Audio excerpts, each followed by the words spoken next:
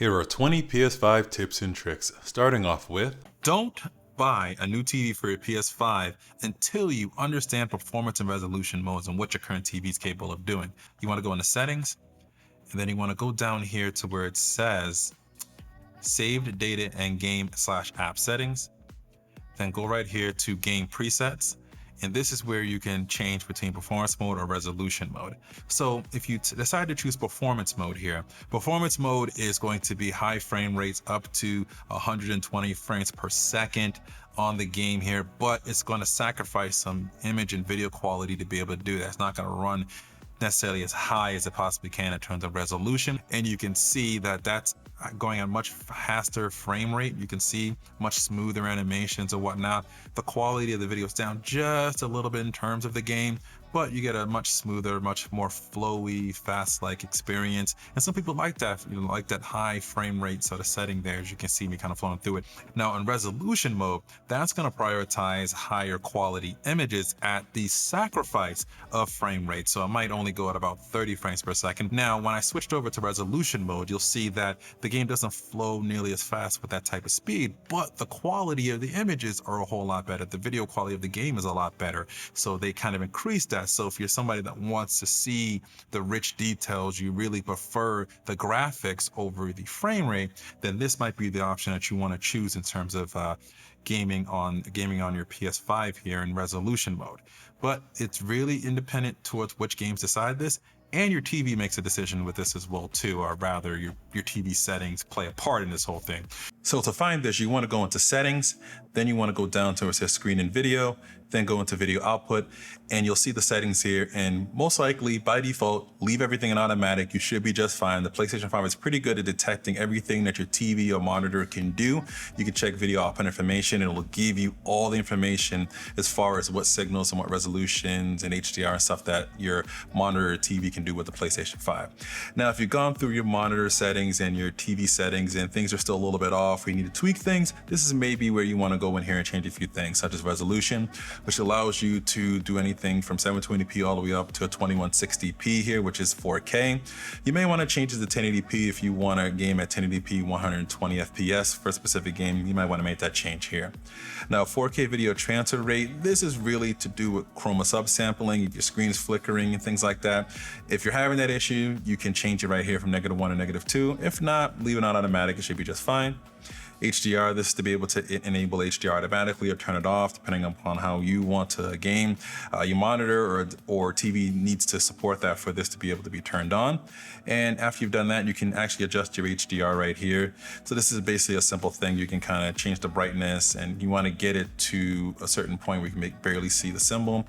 Just hit next here. I kind of do something similar here where I want to get it bright or just dark enough to where you barely see the symbol. Hit next. Same thing here in this section as well too. Go ahead and hit next, and you can adjust that accordingly. Now, deep color output is basically better colors, finer, richer grade colors. If you have high deep color output through HDMI going through, this is really good for HDR. Automatic or off is fine for this. RGB range is basically automatic, limited, or full. This is all depending upon the TV or monitor you have this plugged in. Most modern TVs and modern monitors should be doing RGB range at the full scale, and it should be able to automatically detect this just fine. So I would leave that to automatic unless you really actually need to set that. Go into settings, screen and video, and you should see the option for VRR right there, a variable refresh rate. Basically what this does, and the simplest way to explain it, is that your game's refresh rate and frame rates can kind of change, and this will work with the TV and the system together to kind of keep that experience smooth without experiencing screen tearing and judder and stuff like that. And it depends on what game supported and whatnot, and it's variable on different TVs, hence variable refresh rate. Now you might see here that it's turned off, and you have the options of off or automatic. If you click on automatic, but you see this, your TV or monitor might not support it, and in this case, you need to make sure that your TV has this mode turned on, because you might need to turn it on, as I had to when I turned on game mode onto my TV. Then I was able to take advantage of VRR and be able to see that. So to do this, you want to go ahead and go into your settings. You want to go ahead and hit network, and you want to scroll down to settings, then go to set up internet connection. Now this should bring up any network connections that are available. And you'll see it kind of do a search here. Now, if you go and you hit the options icon on your controller and you go to Wi-Fi frequency band, you'll see it's set to automatic by default, but you can choose 5 gigahertz or 2.4 gigahertz. 5 gigahertz is pretty good if you're looking for theoretically faster speeds, but it's got a much shorter range than 2.4. But if you're trying to connect to that, try that, hit search. And you should see it populate up with specifically 5G networks, so 5 gigahertz networks. And this works the same way if you're going to go to 2.4 only as well too, and that should be good in case that 5 gigahertz isn't working and you want to use something with longer range but may not have the faster speeds. And you'll see that it'll look that up specifically that way as well too. And it's pretty easy. Once you've kind of done all that, we'll go ahead and refresh again, and we'll go ahead and connect to it, and it should just connect up right away like this, as long as you have the password and stuff like that. Make sure you type that in, go ahead and connect, and you'll be able to use 5G or 2.5 gigahertz if that's specifically what you're looking for. You'll also want to check your router to see that if it does this automatically, where it broadcasts one SSID and automatically chooses between 2.4 and 5 gigahertz for the device. If it has that, you might want to leave that option there, but if you're still having problems because you want to connect to 5 gigahertz, go ahead in your router and find a way to split that so it shows 2 different networks instead of one altogether, and choose the 5 gigahertz network if you want to do it that way. So you probably noticed when you plugged in your LAN cable to your PS5 that your speeds automatically didn't get faster. That's because it doesn't automatically switch over, unlike most devices. You want to go into settings, then hit network, and then you see here, you'll see that your wired and wireless are connected, but if you view your connection status, well, you only have Wi-Fi available right now. You actually have to manually switch this off. So to do that, you want to go back here in connection status, go to settings, go to setup internet connection, and you'll wait for the list to kind of pop up here of wired and wireless options. Then you want to hit wired LAN 1, click on that, hit connect, and you'll be connected just like that. You want to go on the back here, you want to go into connection status, view connection status, you'll see that you connected the LAN cable. And if you want to do a quick test here, you can. Give you test download speeds and upload speeds, and you'll definitely see here in most cases that your download speeds on wired connection is definitely going to be faster than on wireless. So let's get these side plates off your PS5. Taking the side plates seem a little more difficult than what they really are. It's actually pretty simple. What you want to do is you want to make sure you have the PlayStation laying in front of you in a way that in the top right, the PlayStation logo is right there at the top. And you want to take your hand under the top right and kind of bend up just a little bit where the PlayStation logo is. Then on the bottom left, you want to kind of put your hand there, put a little bit of pressure so that you're pushing up and sort of pushing down at the same time. And what you want to do is kind of slightly pull up on the top right there, push down and slide. And while you do that at the same time, you should hear a little bit of a pop, a little slight pop. Don't have to do it too heavy or you scratch it a little bit. But when you do that, boom, your side plate will come off and you have access right there into the terminals of the PS5. And you can flip it over to the other side and do the exact same thing and just slide it off just like that. And what's pretty cool is that now you have access to everything inside to be able to clean it a little bit better. You'll also have access to an external drive with an M.2 slot. You want to make sure that it is an M.2280. While there's different sizes you can use, basically M.2280 is the best one to choose from. And you also want to make sure that you have a heatsink with it. I'm using the Samsung 980 Pro because you need to make sure that it's PCI Express 4.0 to be the most compatible and kind of shore up that in the future you won't have to upgrade this again. Now there is videos and things that show out that you can use Gen 3 NVMe, and it still somewhat sort of works with that as well too. It'll pop up with a warning if it isn't quite the speeds that you needed that they recommend here for the PS5, but you can use that if you're looking to probably have more storage rather than the speeds instead, if you want to save a little money on that. But I recommend going Gen 4. So once you have that set up, plugged in and put into there, you go ahead and put the cover plate back on over the NVMe slot. Go ahead and put your PS5 plate on. That's probably made scratches on your system. Don't worry, it's inside anyways. Go ahead and power up your PS5, and then you're gonna see this screen right here, which will basically tell you that the M.2 is installed. It's gonna format and get everything set up and ready for it. And once it does that, you'll be able to see the storage within the storage section. You can now transfer between your internal and external storage and even your USB storage as well too. But specifically for PS5 games, you can offload these into the internal storage on the NVMe SSD and play the games off of it, which is really the key thing with that. Did a test with that with Spider-Man Miles Morales, as you'll see here. Transfer speeds are pretty decent in getting from one drive to the other, and playing the game, it looked fine, played fine, worked fine. I didn't have any issue with it, didn't have any overheating or anything like that. So I definitely recommend doing this if you're going to use PS5 PS5 games for doing this, but if you're really going to be mostly using PS4 games, you probably want to check out some external storage and using USB instead. To get things set up, you want to go into settings, then go down to storage and go down to where it says extended storage. Use a USB 3.0 drive that has at least 120 gigabytes of storage. I'll leave a link in the description for some I'd recommend. It doesn't have to be anything fancy at all. Go ahead and format and get that set up, and boom, there you go. Now with that set up, you can actually go back into your console storage, go to games and apps, and within there you'll see games that are tagged as PS4 games. You can select those and then you can move those over to the external storage so you can save space this way and have all of your internal storage meant for PS5 games set and ready to go. But I would also recommend to leave that slider up on the side to allow PS4 games to be installed on there automatically. So any games you install from disk or download will install onto that external drive just to save yourself some space and some headache. And games play fine on here. I was playing some Crash Bandicoot and some other games here, and it worked perfectly fine. No slowdowns, no issues, no crashes, none of that. So the PS5 comes with a built-in capture card to be able to grab your screenshots and grab all of your gameplay footage. However, you can still use external cards if you want to as well too for better control. And I'm gonna show you how to do both of them here, starting off with showing you how the built-in capture card feature works. It's pretty cool. So to be able to access it as quickly as possible, all you do is hop in the game here, and all you gotta do is hit the create button, which is the button on the left here right next to the touchpad. And when you do that, you'll pop up and you'll see all the different options right here. You can save recent gameplay, you can take a screenshot, you can start a new manual recording, you can broadcast. You can also go to capture options and toggle these as you desire to get to the capture functions that you specifically want to get. But I do want to show you the other way to access to get a little bit more deeper control with that, and that's going to be in the main menu. So we're going to head back home here. We're going to go up here, we're going to go over to settings. Then we're going to scroll all the way down to captures and broadcast, and we'll hit captures, and you'll see here the different capture options that we have. Now the shortcuts for the create button, this basically controls the button mapping, and you can kind of change what it does when you press it once, you press and hold, and press twice. There's 3 different options. There's standard, there's easy screenshot, there's easy video clips, and you can just kind of pick and choose which one that you want to use with that.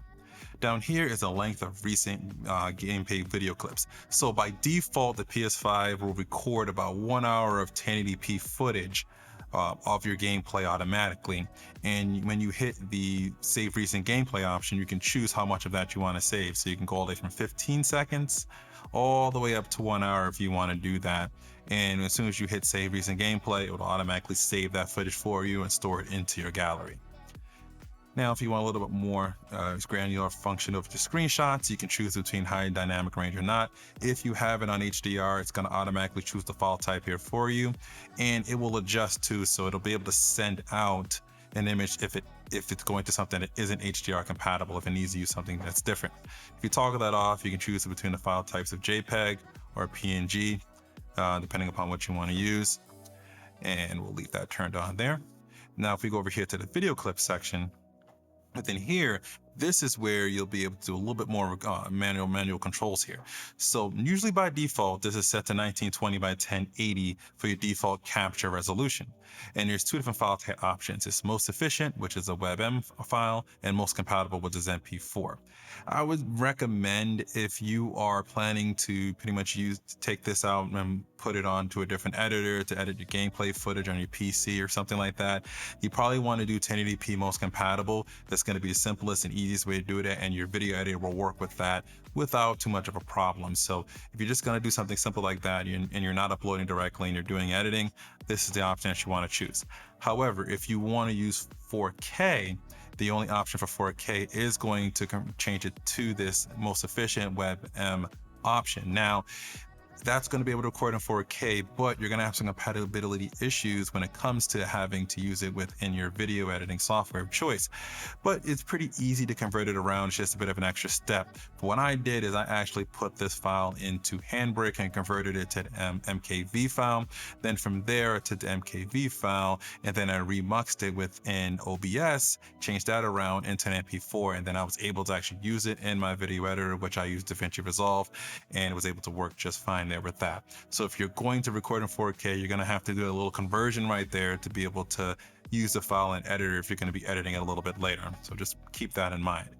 There's also back here into the settings and options for including your mic audio. You can include your chat and party audio as well too. You can have both on, toggle one off, whichever one you want to do here with that.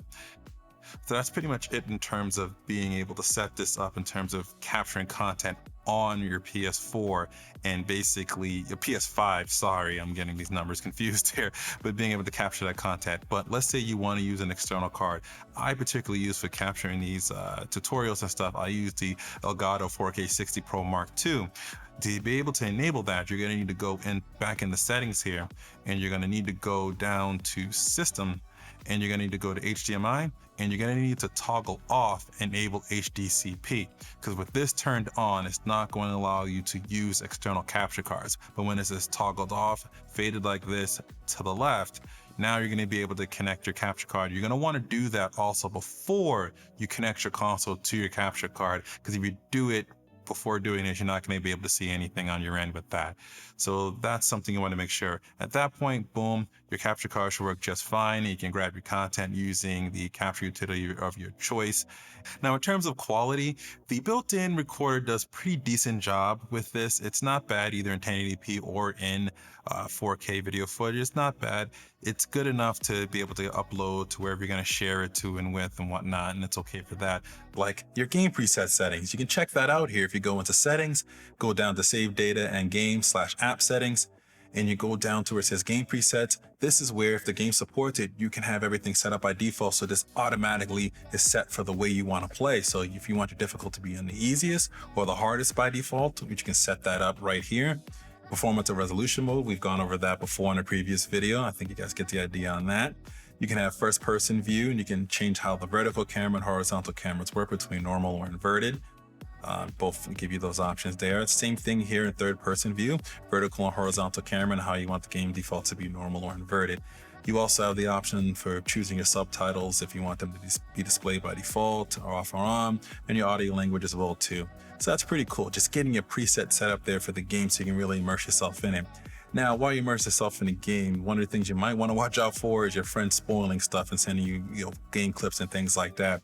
Here's where you can see, where you can warn about game spoilers for content and things. I will display stuff about that. This is only for PS5 games, and you can have it set to only spoilers identified by the game developer, so everything you haven't seen yet. So if you want to make sure you can see everything for the first time genuine, you probably want to leave that on, so it warns you there nice and easy about that.